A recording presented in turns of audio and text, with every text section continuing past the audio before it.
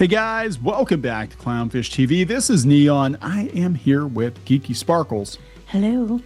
Yeah, it looks like Hollywood is big mad that they're rolling back DEI. Apparently SAG-AFTRA is reaffirming diversity efforts, even though Hollywood is cutting back on it. We've been covering that. A lot of the studios being like, hey, guess what?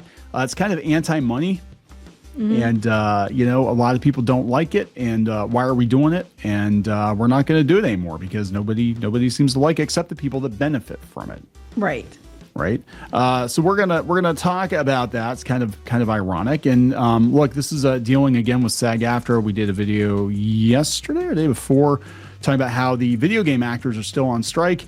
And then as they're on strike, freaking Sony does an AI Aloy from Horizon Zero Dawn, puts that out there.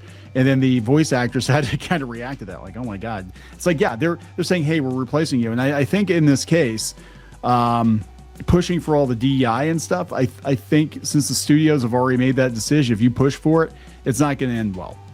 I'm just not. I'm just saying it's not ending well for people who aren't, quote unquote, too diverse, Right. So let's talk about all this before we get into it any further. Please subscribe for more pop culture news, views, and rants, guys. You'll get a woohoo if you do. Woohoo! Go out to Substack, clownsfishtv.substack.com. Sign up for notifications when we drop new videos. Again, I'm about a day behind because we didn't have power for like 2 days here in Western PA. So we are scrambling to get everything back together again. So this is coming from Rolling Stone, which used to be about music. Yeah, not now. And now they're about social issues. No, they said music's first, politics is second. If you look at their bar at the top. Oh, okay. Well, it used to just be basically just music, but whatever. SAG-AFTRA reaffirms diversity efforts as Hollywood companies cut back. Previous SAG contracts have included provisions that required diversity and inclusion across Hollywood productions, such as adding more hair and makeup stylists with experience with different hair and skin tones. Well, I mean, that makes sense. Logical. That makes sense. But I'm like, that just makes sense. But I'm not sure how that has anything to do with this.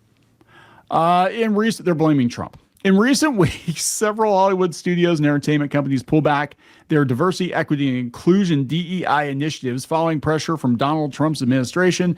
Despite this, the Screen Actors Guild and American Federation of Television Radio Artists, that's what SAG-AFTRA stands for, reaffirmed its support for diversity reform. Except the studios were already doing that before Trump got elected. Yeah. They were doing that already. They were already doing that. Everybody forgets that. They on their own, because they're like, oh, thank God we don't have to do this stuff again, right? On their own, they decided to get rid of it because it led to some very strange results, because we had, again, shows that normally wouldn't be quote unquote diverse or inclusive just based on the time period or whatever it was. All of a sudden now, like, yeah, sure, King of England was black in 1700s. Isaac Newton, black. Isaac Newton's pretty black. Much if you're black or a lesbian, I mean, that's what they did. But George Washington's a lesbian. Didn't you know that? That's been, history's been they were walking this crap back. Yeah, I know, right. They were walking this crap back before Trump got elected, or even definitely before he took office. Businesses were across the board because they've tried it your way. They tried to push this agenda crap, and it did not work. And we're going to talk about this in another video later, but you just did nothing but drive the audience away, because people have a problem with diversity and inclusion. Because again, I want to point out, as somebody who's been around a while, when I grew up, there was all kinds of diversity and inclusion on TV and films, and no one gave a shit. It was basically what you guys claim you want normalized. It was normalized, but now you don't want normalization. You want special accolades and special treatment. That's the difference. I would like to see things normalized. You don't want that, because that means no one pays attention to you specifically. And everything was like, they were talking about Xena, Warrior Princess. This was so ahead of its time. No, not really. It was incredibly popular. Everybody loved it. Yeah. You're full of shit. You weren't even there. In a resolution passed by SAG-AFTRA, the Actors Union reported that the accurate portrayal of the American scene is essential to the integrity and credibility of the entertainment media industry. Says them, not necessarily the studios. Who also thinks that every show has to have like 5 gay characters or trans characters in it, and statistically speaking, that they make up a very small part of this population. And also the same people that think that there need to be like 52 writers in the writers room, and yes, saying, and they all have to be that's diverse. not SAG-AFTRA, that's the WGA. But you know what I'm saying? It's like they keep pushing, and you can never use AI ever, and you gotta have like 52 writers, even though there's literally no reason for them to be there. We gotta take She-Ra and just insert every kind of diversity inclusion we can put in there, even though the writers room is all white women. Yeah, did you notice that the new She-Ra action figure, the new Eternia She-Ra, looks kind of like classic She-Ra? It's because it's classic, based on classic She-Ra. It's like a reimagining of classic. They have completely memory hold Netflix She-Ra. Like it does no longer. Darn. It no longer exists. It's been stricken from the record. All right. So Fran Drescher, Duncan Crabtree, Ireland. We know these guys. We'd have to talk about them again, but here we are. Yeah. The letter states that SAG diversity measures have existed since the 60s when the formerly known Screen Actors Guild and producers agreed to the American Scene Clause, which affirmed a non-discrimination policy. No, I think that's non-discrimination is fine. But again, when you're playing a character that's written a certain way, you don't race bend or gender bend the character. Just, you know what I'm saying? Well, it's not just that. It's like the non-discrimination policy is great, except there's discrimination going on because you're discriminating against people who aren't DEI. There aren't the DEI people, and also it's causing just all kinds of negative, feelings, animosity. You're reaffirming and recreating things that were not a problem like 10, 15 years ago.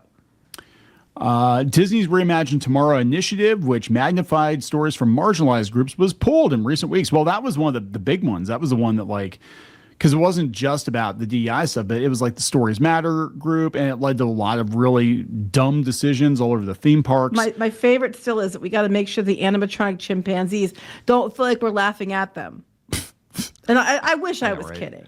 I know, right? I fully expect one of these years, when post Iger, and if it's we pick a successor that's not his hand chosen person, because they're going to do what Iger wanted to do. But one of these years, somebody's going to take a look around Disney World and be like, let's just walk some of this stuff back, because these decisions were dumb. They were dumb. Let's bring back. I don't know about bringing back classic attractions, but let's not do this shit anymore. People hate it.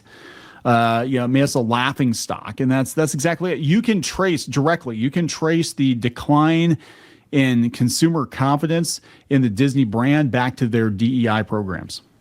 Well, it's just funny to me because they're like, because ever since Trump implemented this thing, and I'm like, yeah, they officially got rid of the websites after Trump initiated the thing, but they had already been walking it back for like months. And anybody who actually follows this shit and doesn't just trying to push narrative for Rolling Stone would have known that. Yeah, they were looking for a reason. All these companies, I think, were sick. I honestly think at the corporate level, they were sick to death of the DEI stuff.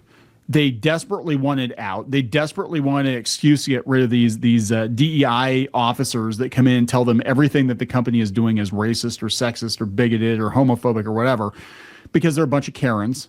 And they can never be satisfied, because if everything was okay at your company, you wouldn't need them anymore, right? Mm-mm. So they were desperate to get rid of these people. And they had to create conflict, so there's a reason for them to exist. Right. So it's like, what's that? Trump's oh no, guys, because poor mean old man Trump is back, so we're going to have to cut you loose. Sorry, not our decision. Oh, thank God they're gone. But here they're like talking about how these places did it. They're like, the slashing of DEI programs occurred as the Trump administration implemented multiple executive orders aimed at cutting back diversity efforts helmed by federal grant recipients and contractors. Federal grant recipients and contractors.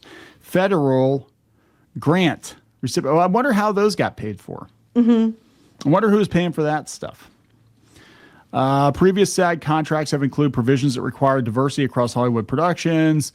Let's see. They ratified the TV and theatrical contract with Hollywood studios and streamers in December 2023. One of the proposals expanded its pool of hairstylists and makeup artists in an effort to curb hair discrimination. Hair discrimination? Okay, so I actually face hair discrimination probably all the time.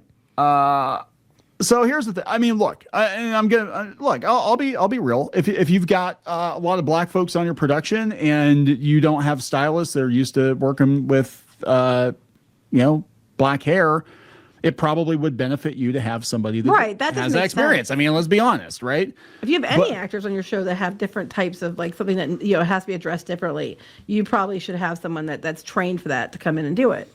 Yeah, I mean, I don't think that would just be kind of common sense. Yeah.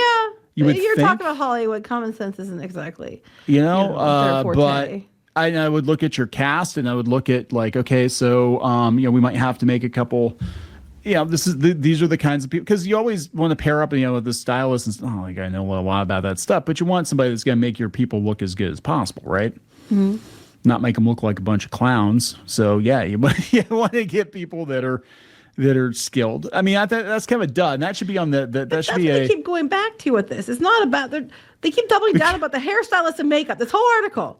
Okay, boiled down to we're mad because now that Trump's walking stuff back, we might not get hairstylists and makeup artists. That's literally what this whole article is about. Well, the thing is, they have to be like, well, to make sure that the hairstylists and the makeup artists have work, we need to, have a minimum of, so many people on the production. But I mean, eventually I think this is kind of like with the animation thing too, that we covered it the other day. And I do believe that the video game strike with Sony doing the AI test with Aloy, I think that was a shot across the bow. Mm-hmm. I think they're kind of like, yeah, if you push us, we're going to push back and we're going to replace you faster. I think all of these contracts, I'm going to be honest, regardless of how you feel about the union, I think it's basically just buying time. Because I don't know. I just think it's funny that they go on and on about this and blame it on Trump, and it boils down to hairstylists and makeup artists. Hairstylists and makeup artists, right?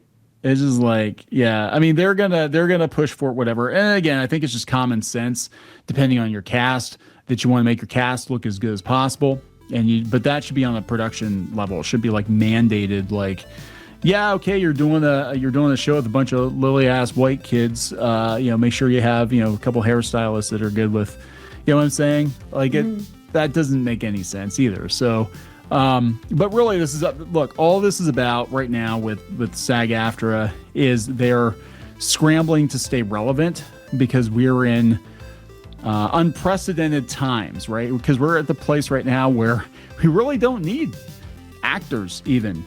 I mean, it's like, but we're getting to a place where in a couple of years, they're already working on it. They're making movies without actors. And if it gets bad enough where it's like, yeah, hiring actual actors and all the crap that goes with it, either they'll hire people that are non-union or they just won't hire humans.